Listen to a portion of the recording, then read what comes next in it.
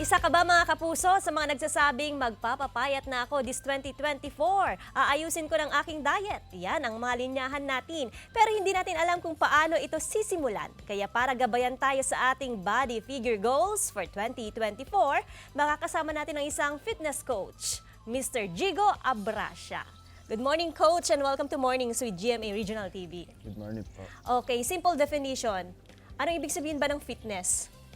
Fitness po is para maging active po tayo or para mas malakas yung katawan natin and para mas maging healthy tayo sa like for example may iwasan natin yung sakit. Oo. And then mas makakagalaw tayo ng maayos. And then like mas makakabuhat tayo ng mas mabibigat. Bigat. Thing. Oo. Kumbaga, healthier body than weaker body. Yeah. Yun yung pagiging fit. Well, in different aspects lang siguro, hindi yan physically, Yeah. maging emotionally, mentally, Yep. and socially. So, isa sa mga pwede sa mga beginner ay ang high-intensity workout. So, paano ba ito, Coach, isinasagawa? Pwede kang mamili kasi ng, like, for example, 5 exercises and then gagawin mo siya ng tuloy-tuloy and pwede kang mag-rest every exercises, like 10 seconds every exercises and then, ayun po. Okay. Sa mga gustong mag-advance naman sa kanilang workout, ano ang compound exercises?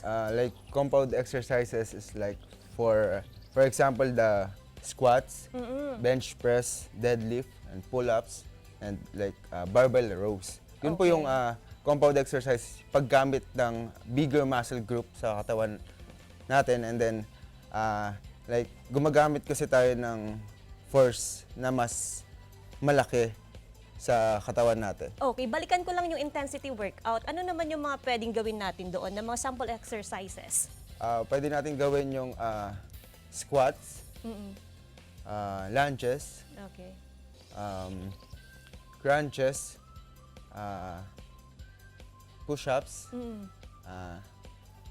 bear crawl.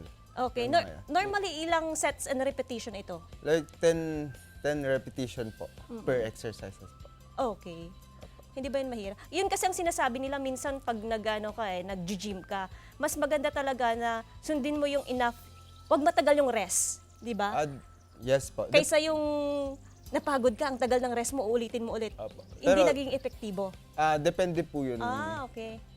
Pwede po kasi meron yung high intensity workout and then meron po yung mahabang rest period po sa Okay. per exercise po. Okay. So ano ba yung mga benefits kapag nag-exercise ka? Having great body, syempre. And then, maganda yung daloy ng like, isip mo, yung mental health mo. Like, through exercise kasi, for my experience, yun yung way ko para mas makapag-isip ako na maayos. Then, mas mag-work ng mas maganda. Like, nakagawa ako ng trabaho na mas better. Okay. So, Coach, bukod sa mga physical exercise, ano po ba yung iba pang mga tips para mas lalong maging healthy or mensahe natin sa ating mga kapuso, especially gustong maging fit this 2024? Start nyo lang mag-gym, mag-workout, and then priority nyo yung nutrition nyo, and then recovery, syempre, and then, ayun po.